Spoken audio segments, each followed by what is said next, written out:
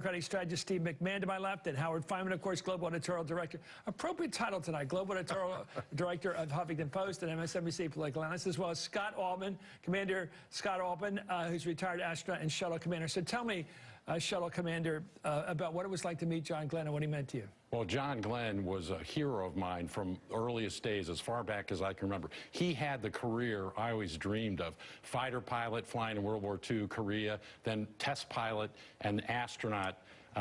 So meeting him in the astronaut gym and working out with him was a real thrill for me. And he just fulfilled every expectation I ever had of somebody that lived up to it. Okay, let's do a couple of things. We didn't think we'd do it on an occasion of tragedy like this. Not really tragedy. It's the death of a guy at 95, but a great man.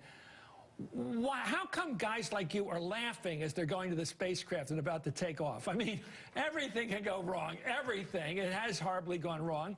And you're all chuckling away. We're going off. We're going on a little picnic here. How do you guys do that psychologically? Well, you've been training for the mission for so long, and you're getting ready. You come downstairs to go out to the Astrovan to go to the launch. It's like coming downstairs on Christmas morning. Really? This is going to be great. I can't wait.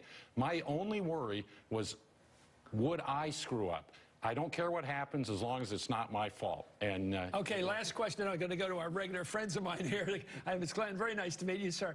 What is it like up there to look down and see the Earth? Because I've always wished, as Norman Mailer once said, can't we have a poet go up sometime? What's it like to look down and see Earth as this big green ball? I totally agree with you there. It'd be great to have someone with a little more artistic bent than I have, because I am moved by looking down at it.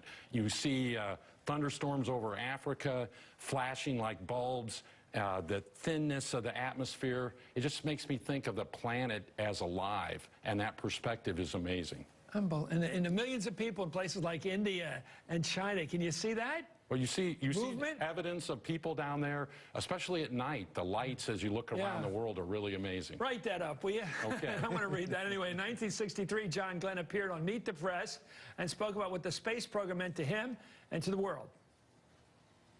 Well, I can't even begin to pinpoint what we may run into or what may prove of most benefit, but I think man's participation in this guarantees one thing. If we can see things, perceive them, analyze them, relate them back to our experiences here, this is the main thing that man brings to the program.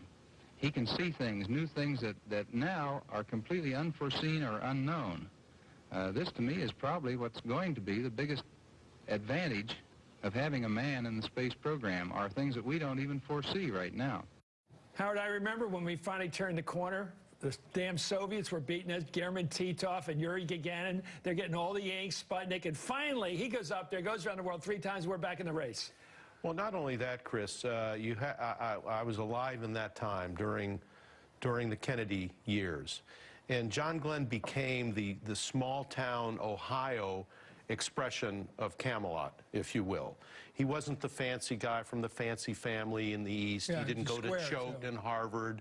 He was a guy from small-town Ohio who became a hero to the world and to all of America.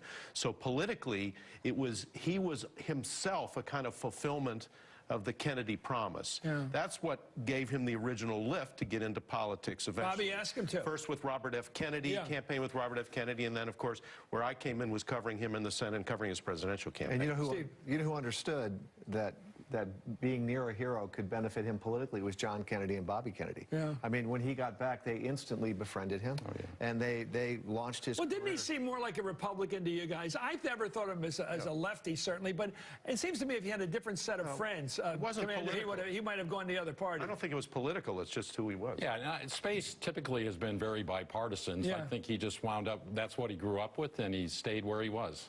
Grounded. You know what he was? He was somebody who actually rejected this notion of identity politics. He was somebody who was an American icon, an American hero. And one of the reasons he didn't do better in 1984 probably is because Walter Mondale understood identity politics better than he did. And he was running a different kind of campaign. He was running as the America can, we can win guy. What was better? Well, I mean, I think he's better. Anyway, I don't like this identity politics. I used to go to Mondale fundraisers and watch him name each table and how much they gave, and he would go through each table, but he never ever said anything that everybody stood up for. Well, there weren't that many people then or now who could bestride the whole country. Yeah, and John Glenn was one of them. Well said. Now, Hillary Clinton, by the way, paid tribute to Glenn today during her visit to Capitol Hill. Let's watch. Senator John Glenn, a friend to many of us and a genuine American hero, passed away today. And I know the tributes will be flowing. I'm sure the congressional record will be filled with pages of appreciation and recognition of this extraordinary American's life. Well, President-elect Donald Trump also made a brief statement about Glenn while on his trip to Ohio. Of course, Senator John Glenn today, the passing of John, he was really, to me, he was a great American hero, a truly great American hero. I met him on 2 separate occasions, liked him, always liked him, but he was indeed an American hero. What makes guys be like you? I mean, I'm thinking about this. John Glenn fought as a fighter pilot in a couple wars. He survived, which is pretty tough to do in those wars. Yeah. You could be somebody else's kill. He did that. Then he became a test pilot, you know, like Mach 1 or Mach 2. Yeah, he did. That's another thing that's very dangerous. Mm-hmm. And when people die in that, you don't even know, oh, I don't know who that guy is. So he did all these things that wouldn't have made him famous.